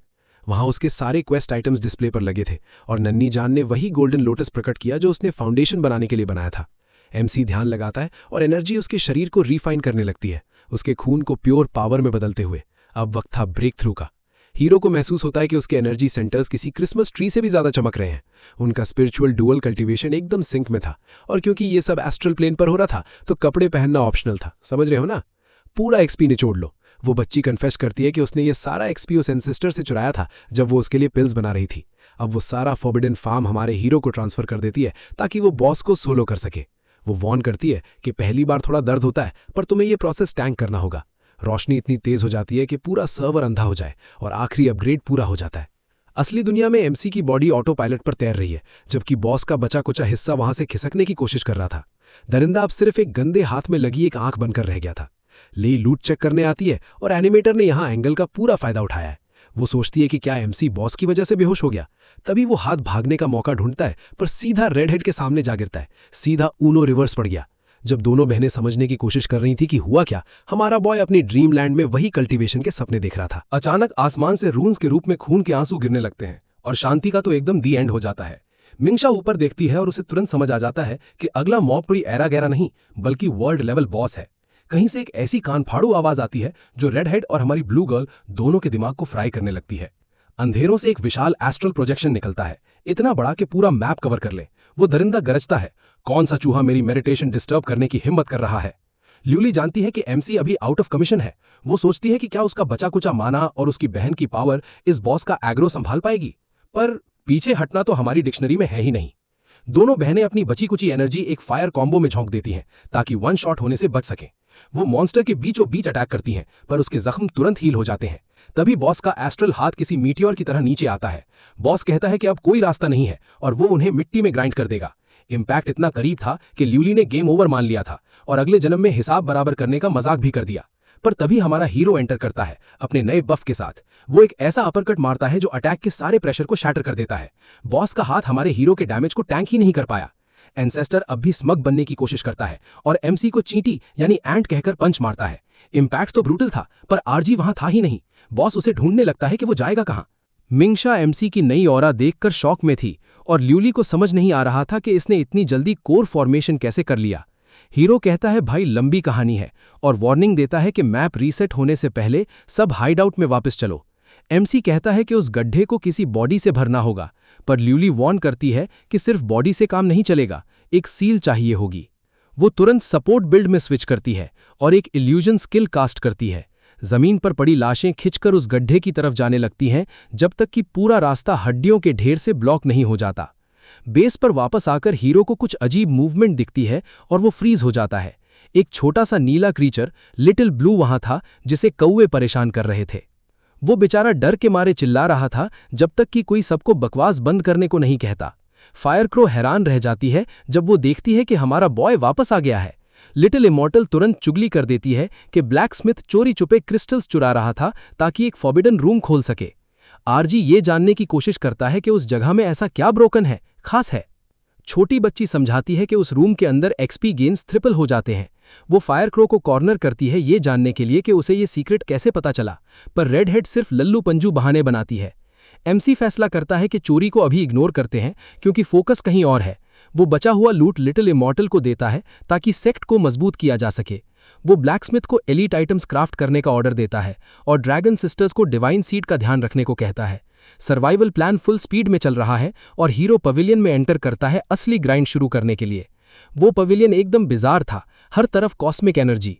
हीरो गोल्डन कोर तक पहुंचने के लिए ऑल इन कर देता है, लेकिन तभी माहौल बदलता है और हम एक भयानक बॉस को देखते हैं जो अपने फेल्ड डिसाइपल की क्लास लगा रहा था। गलती बड़ी थी पर सुधारने का एक रास्ता था। वो एक अजीब सा सेंटिपेड लार्वा बुलाता है और समझाता है कि ये कैलामिटी सेंटिपेड इस बंदे की बॉडी को रीबूट करेगा। वो कीड़ा उसके मांस में ऐसे मर्ज होता है कि देखकर उल्टी आ जाए। रिजल्ट, एकदम ग्लिच्ड आउट अवतार जिसके पूरे शरीर पर सिर्फ आंखें ही आंखें थीं। बॉस कहता है कि वक्त कम है और उसका मिशन हमारे एमसी को हंट करना है। इधर एक स्कैवेंजर रॉकेट की तरह उड़ रहा है, आसमान में ऐसे अकड़ रहा है जैसे पूरा स्काई उसका हो, सिर्फ इसलिए क्योंकि उसने एक यूज्ड जेट पैक पर अपनी पूरी किस्मत लुटा दी है। लेकिन हमारा बॉय सीधा उसके पीछे प्रकट होता है, एक उड़ती हुई तलवार पर सर्फ करते हुए। जेट पैक वाला बंदा तो लगभग शॉक में ही चला जाता है। वो अपनी स्पीड फुल करने की कोशिश करता है, पर एमसी अब एक अलग ही लेवल पर था। उसकी कल्टीवेशन उसकी बॉडी के साथ एकदम सिंक हो चुकी थी। दोनों स्कैवेंजर्स टैवर्न पहुंचते हैं और जेटपैक वाला बंदा जल्दबाजी में ऐसे लैंड करता है जैसे वही भी नर हो। वो अंदर घुसते ही चौड़ में कहता है कि वही सबसे फास्ट है। टैवर्न के अंदर काउगर्ल स्किन्स में अटेंडेंट्स आती हैं ये देखने की क्या आरजी यानी हमारा हीरो अपना लूट उन पर खर्च करेगा। रूल एकदम क्लियर था, कॉमनर्स नीचे वाले फ्लोर पर रहेंगे और सिर्फ वीआईपी मेंबर्स ही ऊपर जाएंगे। जेटपैक वाला बंदा वहीं बैठकर कोपियम सूंघ रहा था, ये सपने देखते हुए कि कब वो रैंक ए बनकर शो ऑफ करेगा। दूसरी तरफ हमारे हीरो को इस लग्जरी से कोई लेना देना नहीं था। वो बारटेंडर से एक डार्क बियर और एक सॉलिड सेट मील ऑर्डर करता है। अटेंडेंट का नाम हुआ था, जो ड्रिंक्स को भी स्टाइल से हवा में उड़ा देता था। वो तुरंत आरजी को पहचान लेता है और कहता है, भाई तेरा पोटेंशियल यहां बर्बाद हो रहा है। वो तारीफ करता है कि कैसे इसने लेवल से कहीं ऊपर के 5 बीस्ट्स और एक 2 स्टार मिशन सोलो निपटाया था। हमारा बॉय हम्बल बनने का नाटक करता है और कहता है कि वो तो बस एक भूखा प्यासा रैंक सी का आम बंदा है। रेडहेड ये सुनकर लगभग खांसी करने लगता है जब उसे एहसास होता है कि एमसी एक टॉप टियर स्मर्फ है। हुआ हंसते हुए उसे याद दिलाता है कि पिछला रिवॉर्ड 5000 सैंड डॉलर्स था, पर एमसी पॉइंट आउट करता है कि कैप्टन 70% काट लेता है और अब उसे एक 3 स्टार मिशन चाहिए। एमसी जानता है कि पैसा अभी उसकी सबसे छोटी दिक्कत है। उसे जायंट क्रिस्टल्स चाहिए ताकि अपनी वाइफूस को बफ कर सके और आने वाले बॉस के लिए तैयार हो सके। बारटेंडर को लगता है कि कैप्टन कोई मर्सिनरी यानी भाड़े का तट्टू है और वॉर्न करता है कि एक रैंक सी बंदा 3 स्टार मिशन सोलो नहीं कर सकता। रेडहेड तो एस रैंक कैप्टन का नाम सुनते ही पीला पड़ जाता है, पर अगले ही पल उसके चेहरे पर ऐसी बत्ती सी खिलती है जैसे उसे परफेक्ट कैरी मिल गया हो। वो अपना इंट्रोडक्शन लू लाटियन के रूप में देता है ताकि डुओ लॉक कर सके। वो बंदा सर्वर के नंबर 1 क्लैन से था जिसमें 200 मेंबर्स हैं। हमारा बॉय अपनी बैकग्राउंड कैरेक्टर वाली नम्रता बनाए रखते हुए इनविटेशन एक्सेप्ट कर लेता है। उड़ने वाला बंदा तो एकदम हाइप्ड था, ये सोचकर कि दोनों मिलकर पूरा मैप क्लियर कर देंगे। लेकिन हुआ वॉर्न करता है कि इस क्वेस्ट के लिए लॉबी को 3 लोगों की पार्टी चाहिए। तभी उनके पीछे लीन ये प्रकट होती है, एक रैंक सी लड़की जो एकदम किसी क्यूट एनिमे से निकल कर आई लग रही थी। वो फ्लायर बंदा तुरंत पिघल जाता है और उसे ऑन द स्पॉट पार्टी में ले लेता है। स्क्वाड कंप्लीट होते ही एमसी कहता है कि सबसे टफेस्ट मिशन निकालो। उसे हार्ड मोड चाहिए जहां ढेर सारे मॉब्स और बॉसेस हों ताकि वो एक्सपी फार्म कर सके। बारटेंडर उसे पागल कहता है क्योंकि वो एकदम अपने कैप्टन जैसा लग रहा था। वो उन्हें एक कॉन्ट्रैक्ट दिखाता है जिसमें एक अजीब जंगल से गायब हुए बच्चों को ढूंढना था और वार्न करता है कि वो जगह भूतों और मॉन्स्टर्स से भरी है। हमारा बॉय चिल्लाकर कॉन्ट्रैक्ट एक्सेप्ट कर लेता है। मिशन तो सेट हो गया, पर रेडहेड सुपरनैचुरल चीजों से डर के मारे मर रहा था। बारटेंडर वार्न करता है कि बच्चों को बचाने के लिए वक्त कम है। वो मैप पर सबसे खतरनाक डेजर्ट रास्ता दिखाता है। सेफ रास्ते से 10 घंटे लगेंगे, मतलब मिशन गेम ओवर। पर तभी लिंग युवा ऐसी पोज मारती है जैसे उसके पास कोई कैश शॉप आइटम छुपा हो। वो अपनी इन्वेंट्री से एक चमकता हुआ झींगा निकालती है और शाओ लान को किसी कुत्ते के बच्चे की तरह बुलाती है। अचानक सर्वर की लाइट्स चमकती हैं और आसमान में एक पोर्टल खुल जाता है। एक विशाल स्टार वेल यानी सितारों वाली वेल उनकी सवारी बनने के लिए प्रकट होती है। सब दंग रह जाते हैं ये देखकर कि इस न्यूबी के पास गेम का सबसे फास्टेस्ट माउंट है। रेडहेड को लगने लगता है कि ये लड़की कोई लेजेंडरी शुगर मामा है जिसके पास इतने महंगे पेट्स हैं, और लिंग याय शर्म से लाल हो जाती है कि वो तो बस एक दोस्त है। जब जेटपैक वाला बंदा हवा में स्ट्रगल कर रहा होता है, हमारा बॉय लड़की को अपनी तलवार पर बिठाकर कैरी करता है। एकदम वीआईपी फील। शाओलिन स्टारवेल के ऊपर तो स्टेबिलिटी एकदम क्रूज लेवल की थी। लड़की समझाती है कि शाओलिन स्लो जरूर है, पर उसे मैथ के सारे शॉर्टकट्स पता है। अचानक वो क्रीचर डैश मारता है और बादलों के बीच एक स्पेशल रिफ्ट यानी रास्ता खोल देता है। नज़ारा एकदम बदल जाता है और चारों तरफ स्पेशल डिस्टॉर्शन शुरू हो जाती है। आरजी को पास ही से एक ईविल एनर्जी की बू आने लगती है। Void forest, new map unlocked. Trio वहां लैंड करते हैं, पर यहां का माहौल बहुत भारी यानी हैवी था। न्यूबी लड़की तो डर के मारे थर थर कांप रही थी, क्योंकि उसे इस मैप की पुरानी हॉरर स्टोरीज याद आ रही थीं। वो बताती है कि ये पहले फॉरेस्ट ऑफ मिरेकल्स हुआ करता था, जहां इंसान और बीस्टमैन एक साथ शांति से लॉबी शेयर करते थे। पर एक रात गेम एकदम पलट गया और सब के सब मारे गए। स्कैवेंजर्स ने बीस्टमैन को ही कल्प्रिट समझकर खत्म कर दिया, पर एक छोटी बच्ची ने बताया था कि उसने एक रेड घोस्ट को दूर से ये सब देखते हुए देखा था। रेडहेड बंदा एकदम स्केप्टिक मोड में था। उसे लगता था कि भूत वूत सिर्फ एक मीम है, पर लड़की कहती है कि ये इन्फो एक रिलायबल सोर्स से मिली है। हेनी येंग, एक ऐसी साइकिक कैप्टन जिसके एसेट्स टॉप टियर है, और उसका नाम ही काफी है। साइकिक का नाम सुनते ही बंदे का जॉ ड्रॉप हो जाता है, पर लिंगवा उसे करेक्ट करती है कि वो एक हाईली रिस्पेक्टेड स्पिरिट सीयर है। तभी उन्हें झाड़ियों के बीच किसी स्टूडेंट की परछाई दिखती है। हमारा बॉय तुरंत अपनी वेपन निकालता है और स्क्वाड को उस बच्चे के पीछे जाने को कहता है। वो रास्ता सीधा अंधेरे में एक अबैंडन्ड बिल्डिंग तक जाता है। ये एक स्कूल बिल्डिंग थी जो वहां होनी ही नहीं चाहिए थी, और ऊपर से कोई आंखें आरजी को घूर रही थीं। बॉय स्क्वाड को तुरंत अंदर चलने को कहता है, पर जैसे ही वो कदम रखते हैं, दरवाजा जोर से स्लैम होकर बंद हो जाता है। सबकी फट जाती है। बाहर जमीन से अजीब सी वाइन्स निकलने लगती हैं, और देखते ही देखते पूरी बिल्डिंग को उस सिनिस्टर वेजिटेशन ने सील कर दिया। एमसी अपनी वॉच की लाइट से अंधेरे में देखने की कोशिश करता है, पर पता चलता है कि स्क्वाड गायब है और ब्रेसलेट्स का सिग्नल एकदम डेड हो चुका है। गलियां बच्चों की हंसी की गूंज से भर जाती हैं। वो पूछता है कौन है वहां, और उसके सामने कुछ अजीब सिलुएट्स आते हैं। वो सिर्फ मैनिकिन्स का ढेर था, जो देखने में भूत से भी ज्यादा क्रीपी लग रहा था। हमारा बॉय फुल अलर्ट पर था, क्योंकि उसे एक अजीब आवाज सुनाई दी थी। तभी उसकी स्पाइडर सेंस एक्टिवेट होती है और एक रोती हुई बच्ची उसका हाथ पकड़ लेती है, जो घर जाने की भीख मांग रही थी। एमसी को बड़ा अजीब लगता है, क्योंकि रेडार पर कोई थ्रेट या मॉब सिग्नल शो नहीं हो रहा था। वो लड़की को शांत करता है और पूछता है कि वो इस मैप पर कैसे आई। वो बताती है कि वो क्लास में थी जब एक भूत आया और सब भागने लगे। एमसी बाकी लोगों के बारे में पूछता है तो वो कहती है कि बॉस ने सबको पकड़ लिया है। इधर लू लाटियन रेडहेड अंधेरे हॉलवे में भटक रहा था और स्क्वाड को आवाजें दे रहा था। अचानक उसे एक अजीब गाना सुनाई देता है जो स्क्रिप्ट में नहीं था। वो एक कमरे में चेक करने जाता है कि ये बॉस है या कोई एनपीसी। वहां बच्चों के हाथ जुड़े हुए थे, एकदम हॉरर मूवी वाला वाइब। हॉलवे सिनिस्टर हो चुका था और बच्चों के गाने की आवाज गूंज रही थी। फ्लोर पर उसे लिंगवा बेहोश दिखती है, जिसे उन मेस्ड अप बच्चों ने घेर रखा था। रेडहेड एकदम बर्जर्क मोड में चला जाता है। वो बच्चे डरावने मॉब फेसेस दिखाते हैं और बंदा एक हेवी स्लैश मारता है ताकि घोस्ट्स को एक बार में ही डिलीट कर सके। पर जब सब ढेर हो जाते हैं तो पता चलता है कि वो तो सिर्फ कर्स्ड स्ट्रॉ डॉल्स थीं। हमारा बॉय लिंग युवा की तरफ दौड़ता है, जो आखिरकार होश में आ जाती है। वो थोड़ी डिसओरिएंटेड थी और टान को पुकार रही थी। उसे घंटा समझ नहीं आ रहा था कि वो इस अजीब जगह कैसे पहुंची। रेडहेड बंदा उसे भूत वाला सीन समझाता है और हीरो बनने का मौका नहीं छोड़ता।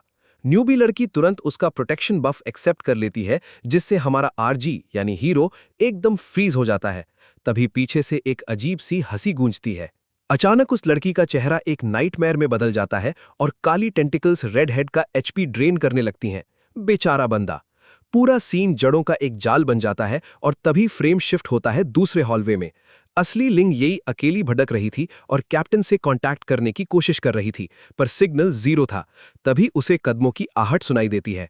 ली यूनिंग प्रकट होता है और कहता है कि उसने उसे ढूंढ लिया है, पर लड़की का दिमाग ग्लिच कर जाता है क्योंकि स्क्रीन पर अब दो एमसी दिख रहे थे। दोनों आपस में भिड़ने लगते हैं और अचानक एक को ऐसा राइट हुक पड़ता है जो उसके चेहरे के पार निकल जाता है, जैसे वो बंदा धुएं का बना हो। हमारा बॉय बॉडीगार्ड बनने की कोशिश करता है, पर तभी पीछे एक जंबो साइज्ड क्लोन आ जाता है जो खुद को असली बताता है। लड़की को समझ आ जाता है कि ये सब बकवास है और वो कॉम्बैट मोड स्विच कर लेती है। उसे पता चल गया था कि ये सब फेक है। वो मॉन्स्टर्स का दिमाग पढ़ सकती थी, पर उनका कम्युनिकेशन प्योर कोड में था। ये क्रीचर्स इस द्रावने वहम में थे कि उनमें से हर एक असली एमसी है। लड़की को अपने उस सुअर की याद आती है जिसे वो डाइट करने को कहती थी ताकि वो बेकर न बन जाए। वो बताती है कि वो बचपन से न्यूक्लियर मॉन्स्टर्स का दिमाग पढ़ सकती है, पर ये एमसी क्लोन्स किसी रूल को फॉलो नहीं कर रहे थे। जब मामला बिगड़ने लगता है तो वो शाओ लू को पुकारती है और एक विशाल बोर स्नैक टाइम के लिए दीवार फाड़कर एंट्री मारता है। वो जानवर बातों के मूड में नहीं था और बिना किसी रहम के परछाइयों को कुचलने लगता है, एकदम बॉटल रेज। क्लोन्स वहां से Alt F4 करके भाग निकलते हैं। इसके बाद एक और लड़की रास्ता साफ करते हुए हमारे बॉय को सीधा उस मिस्ट्री के दिल तक ले जाती है। वहां का माहौल बहुत ज्यादा हैवी था। छोटी बच्ची रोने लगती है और हीरो से सबको बचाने की भीख मांगती है, पर एमसी ने पहले ही उसके पार देख लिया था और उसे तुरंत कट ऑफ कर देता है। उसे एहसास होता है कि उस लड़की में आत्मा का एक कतरा भी नहीं है। ये सब उसे ट्रैप में फंसाने का प्लान था। हमारा हीरो अपनी ऑरा चमकाते हुए दुश्मन के अड्डे में कदम रखता है। वहां बच्चे ककून्स में कैद थे, जिसमें एक पहचाना हुआ चेहरा भी था। पर इस घर के मालिक को गेस्ट्स पसंद नहीं थे और जड़ें मिलकर एक ऐसा कलॉसल मॉन्स्टर बनाती हैं जिसके सामने एमसी किसी खिलौने जैसा लग रहा था। वो दरिंदा उसे कुचलने की कोशिश करता है, पर हीरो के रिफ्लेक्सेस ऑन पॉइंट थे और वो रास्ता बनाने के लिए ऑरा स्लैश फायर करता है। वो छत पर टंगे ककून्स को काटना शुरू करता है और रेड हेड बंदा जमीन पर गिरता है, एकदम डिसओरिएंटेड। एमसी उसे वॉर्न करता है कि वो दरिंदे के पेट के अंदर है और उसे बाकी लोगों को बचाने को कहता है। उस बंदे को लगभग हार्ट अटैक आ जाता है ये सोचकर कि उसने भूत देख लिया है, और हीरो की पावर देखकर दंग रह जाता है। पर सांस लेने का भी टाइम नहीं था, क्योंकि वो क्रीचर दिमाग पढ़कर लोगों के ट्रॉमा यानी पुराने डर को कॉपी कर सकता था। वो मॉन्स्टर सिर्फ दिखावा कॉपी नहीं करता, बल्कि दिमाग की गहराइयों से डर खुरेद कर निकालता है। तभी लिंग यूई अपने बॉर के साथ एंट्री मारती है फाइट बराबर करने के लिए। वो जानवर पूरी ताकत से जड़ों को रौंदते हुए आता है। रेड हेड को समझ नहीं आता कि ये म्यूटेंट पिग इतना टफ कैसे है। लड़की ऐसे मजे से राइड कर रही थी जैसे पार्क में स्ट्रोल कर रही हो। बाहर असली पपेट मास्टर बिल्डिंग को निगलते हुए देखता है और कहता है, न्यूट्रिएंट्स आखिरकार पहुंच गए। ये गैलेक्सी फेस्ड विलेन अपना फाइनल प्लान एक्टिवेट कर देता है, जिससे पूरी बिल्डिंग सिकड़ने यानी श्रिंक होने लगती है और अंदर मौजूद सब लोग कुचले जाने लगते हैं। हमारा बॉय भी उन जड़ों के पहाड़ के नीचे लगभग दम तोड़ रहा था। वो पागल विलेन समझता है कि उसने 100 साल इस अजीब न्यूक्लियर ट्री को उगाने में लगाए हैं ताकि वो आखिरकार इसका फल खा सके। जंगल के बीच वो पेड़ किसी विशाल बल्ब जैसा दिख रहा था और विलेन उस फल को ललचाई नजरों से देख रहा था, जो किसी म्यूटेंट ब्रेन जैसा दिख रहा था। वो एकदम एक्साइटेड था कि बस एक दिन और फिर ये पेड़ फल देगा, और भले ही ये पेड़ बाद में मर जाए, पर ये ढेर सारे फल उसकी 100 साल की मेहनत वसूल कर देंगे। पर अचानक विलेन की आंखों की चमक गायब हो जाती है, क्योंकि वो फल उसके सामने ही मुरझाने लगते हैं। कुछ ही सेकंड्स में वो फल सूख कर ग्रे हो जाते हैं। वो पागल चिल्लाने लगता है कि मेरी एनर्जी कौन चुरा रहा है। तभी जमीन एक धमाके के साथ फटती है और सब कुछ हवा में उड़ जाता है। हमारा बॉय उस बोर के साथ प्रकट होता है बाकी लोगों को बचाने के लिए। विलेन शॉक में था। उसे समझ नहीं आ रहा था कि एक मामूली रैंक सी बंदा उसके कंट्रोल से कैसे निकल गया। वो अपनी गैलेक्सी एनर्जी से पलटवार करने की कोशिश करता है, पर एमसी आसमान की तरफ देखता है और उसे एहसास होता है कि मामला नेक्स्ट लेवल है। एक पोर्टल से विशाल हाथ निकलता है और सुअर को कुचलने की कोशिश करता है। हीरो रस्सी फेंकता है और जानवर को बच्चों को लेकर दूर भागने को कहता है। हीरो उस विलन पर टूट पड़ता है जिसके पास अब अजीब स्पेस टेंटिकल्स थे। वो इस सारी तबाही के बीच रास्ता बनाते हुए दुश्मन को खत्म करने बढ़ता है। हमारा बॉय ब्लू एनर्जी के साथ उस दरिंदे का सीना चीर देता है, पर वो बंदा पलके तक नहीं झपकता और कहता है कि एक रैंक ए वाला भी मुझे जख्मी करने के लिए तरसेगा। उसे हीरो का टैलेंट पसंद आता है और वो बदले में एक बिल्डिंग जितना बड़ा मुक्का मारता है। एमसी पूरी दुनिया का बोझ अपने हाथों पर रोकने की कोशिश करता है, पर वो ब्लो इतना तगड़ा था कि हमारा हीरो बुरी तरह जख्मी होकर जमीन पर गिरता है। उसे समझ आ जाता है कि ये दुश्मन तो एकदम इमॉर्टल है और रीइंफोर्समेंट्स आने में तो सदियां लग जाएंगी। हीरो अब स्क्रूड था। तभी वो अपना आखिरी ट्रम्प कार्ड निकालता है। वो एक ओवरपावर टैलिस्मैन एक्टिवेट करता है जो उसके शरीर को अंदर से पूरा बदल देता है। वो एक डेमी गॉड बन जाता है जिसके ऑरा के सामने कोई टिक नहीं सकता। विलेन भी ये देखकर एक्साइटेड हो जाता है और कहता है कि अब गेम सीरियस हो गया है। वो एक और स्पेस पंच मारता है हीरो की नई फॉर्म टेस्ट करने के लिए, पर हमारा बॉय अब एक अलग ही ऑर्बिट में था और सीधा विलेन की तरफ उड़ता है। वो पागल दरिंदा देख भी नहीं पाता कि ब्लो कहां से आया। एमसी इतना फास्ट था। उसे एहसास होता है कि हीरो की ये नई तलवार किसी भी डिफेंस को इग्नोर कर देती है। विलन रिकवर करने की कोशिश करता है, पर प्रेशर इतना इंसेन था कि दोनों आमने सामने टकराते हैं और एक भयानक शॉक वेव पैदा होती है। हीरो उस दुश्मन को किसी कागज की तरह चीर देता है और उसका मेटल डिफेंस मिट्टी में मिल जाता है। पर एमसी जानता है कि वक्त कम है। वो दुश्मन के चिथड़े चिथड़े कर देता है और स्टाइल से लैंड करता है, पर वो दरिंदा किसी लिविंग मर्क्यूरी जैसा था जो फिर से जुड़ने लगता है। वो मानता है कि उसे हीरो से इतने बड़े बफ की उम्मीद नहीं थी। आरजी को समझ आ जाता है कि ये चीज एकदम ब्रोकन है और इसे पूरा डिसइंटीग्रेट करना पड़ेगा। विलन अपनी पूरी ताकत लगा देता है और ढेर सारे क्लोन्स पैदा करता है। हमारा बॉय कहता है, बेटा ये गेम तो 2 लोग खेल सकते हैं। वो एक नया साइन बनाता है और एक डरावनी गोल्डन कैवलरी बुलाता है पूरा बोर्ड पलटने के लिए। ये अटैक ऑफ 1000 आर्मीज था जो दुश्मन के क्लोन्स को बिना किसी रहम के कुचल देता है। जब विलन देखता है कि एमसी के पास भी समनिंग चीट्स हैं तो उसकी फट जाती है। फाइनल ब्लो सीधा ओरिजिनल पर लगता है, पर ठीक उसी वक्त हीरो का एनर्जी बार 0 हो जाता है और वो नॉर्मल फॉर्म में वापस आ जाता है। पर जमीन पर वो ब्लू लाइट इस बात की वार्निंग थी कि बॉस का भी सेकंड फेज बाकी है। हमारा बॉय एक वॉइड में गिरता है और सीधा लाशों से भरे एक गंदे डंप में पहुंच जाता है। वहां एक लंबी गर्दन वाली पागल औरत इंट्रूडर्स का शिकार कर रही थी और कंप्लेन कर रही थी कि ये मिशन कितना बोरिंग है। ये विलनस एकदम रेड फ्लैग है, पर उसके फिगर देखकर लगता है कि आर्टिस्ट ने मेहनत पूरी की है। उसके साथ एक अजीब आंखों वाला विशाल सेंटीपीड भी था। तभी वहां लाल आंखों वाला एक बुढ़ा आता है और कहता है कि उसे पास ही किसी औरत की खुशबू आई है। पूरी मॉन्स्टर गैंग जमा ही हुई थी कि अचानक एक साया स्क्रीन को चीरते हुए निकलता है और उस बुढ़े का सर धड़ से अलग कर देता है। दोनों विलनेसेस इस एम्बुश से एकदम दंग रह जाती हैं और बुढ़े का सर फ्लोर की डेकोरेशन बन जाता है। एक खतरनाक ऑरा वाली मास्टर अपने पेट जोंग शी के साथ एंट्री मारती है, जो देखने में ही एकदम अनहिंज्ड यानी खिसका हुआ लग रहा था। अब सीन कट होता है उस स्पेस विलन पर जिसने हमारे बॉय को एस्ट्रल प्लेन में किडनैप कर लिया था। वो चिढ़ा हुआ था कि एमसी ने उसकी पूरी फसल बर्बाद कर दी। वो आरजी का मेंटल स्कैन करने का फैसला करता है और उसके सर पर हाथ रखकर उसकी पूरी हिस्ट्री पढ़ने लगता है। विलन को लगता है कि ये कोई आम अनाथ बच्चा होगा, पर तभी उसके दिमाग में कुछ ऐसा दिखता है कि विलन की फट जाती है। विलन को एहसास होता है कि इस लड़के की यादें इस दुनिया की हैं ही नहीं। उसे लाशों के मीनार और देवताओं का एक प्योर नाइटमेयर दिखता है और उस सब के बीच में एक गोल्डन एंटिटी दिखती है जिसका पावर लेवल ही कुछ अलग था। वो पागल विलन इस डिस्कवरी से एकदम यूफोरिक हो जाता है। वो अपने हाथ को एक डरावनी ब्लेड में बदलता है और सोचने लगता है कि एमसी को मिटा दे या इसे एक रेयर स्पेसिमिन की तरह संभाल कर रखे। तभी अचानक स्पेस खुद फटने लगता है और एक खतरनाक पिंक हेड औरत प्रकट होती है जो विलन को ऑर्डर देती है कि लड़के को अभी मेरे हवाले कर।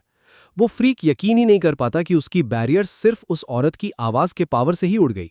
लड़की साफ कर देती है कि उसने आखिरकार अपना टारगेट ढूंढ लिया है। वो तुरंत एक फ्लाइंग किक मारती है और ऐसा पंच जड़ती है जो रूह तक को हिला दे। वो फ्रीक हवा में उड़ता हुआ सीधा जमीन पर स्लैम होता है और हॉस्टेज पर से उसका कंट्रोल छूट जाता है। हमारा बॉय बेहोश होकर फ्री फॉल में गिर रहा होता है, पर पिंक हेड लड़की उसे बचा लेती है। भाई हमारा प्रोटैगनिस्ट लकी है जो उसे ऐसी टॉप टियर वाइफू ने गोदी में उठाया है। जब लड़के की आंख खुलती है तो वो फ्रस्ट्रेटेड था क्योंकि वो दुश्मन को खत्म नहीं कर पाया। कैप्टन तब शॉक हो जाती हैं जब एमसी बताता है कि वो बंदा इममॉर्टल है। स्पेस विलन वहां फिर से खुद को मर्क्यूरी की तरह जोड़ रहा था और वो अजीब पेड़ एक जायंट ब्रेन जैसा फल दे चुका था। कैप्टन को कोई फालतू बात नहीं सुननी थी। वो तुरंत उस सीट ऑफ ईविल की कुटाई शुरू कर देती है और पूरे ढांचे को तोड़ देती है। तभी लिंग यू और उसका जायंट बोर रीइंफोर्समेंट के लिए आ जाते हैं और बताते हैं कि सारे सर्वाइवर्स सेफ है। रेड हेड बंदा उस फल का साइज देखकर ग्लिच कर जाता है और एमसी समझाता है कि ये पेड़ लोगों को किडनैप करके ये अनोमली बना रहा है। कैप्टन फैसला करती है कि इस फल को अपने घूंसों से ही खत्म करेगी। तभी वो फल अजीब तरीके से पल्स करने लगता है और सब कंफ्यूज हो जाते हैं। केओस के बीच ऊपर एक पोर्टल खुलता है जो उन फलों को टेलीपोर्ट करने लगता है। वो फल एक सुनसान जगह पहुंचते हैं जहां स्पेस विलन उनका वेट कर रहा होता है। वो मानता है कि पिछली फाइट में वो लगभग डिलीट होने वाला था, पर उसका सुकून ज्यादा देर नहीं टिकता। वहां बॉस एनी एक भारी ऑरा के साथ प्रकट होते हैं और हार्वेस्ट का रिजल्ट मांगते हैं। विलन समझाता है कि वो सिर्फ 7 फल ही बचा पाया क्योंकि हमारे बॉय और कैप्टन ने उसे बहुत परेशान किया। बॉस बचे हुए फल एक्सेप्ट करता है और चेक करने लगता है कि एनर्जी हाई क्वालिटी है या नहीं। वो अपना क्लासिक विलन स्पीच देता है कि जल्द ही वो सबको इस सील्ड लैंड से आज़ाद कर देगा।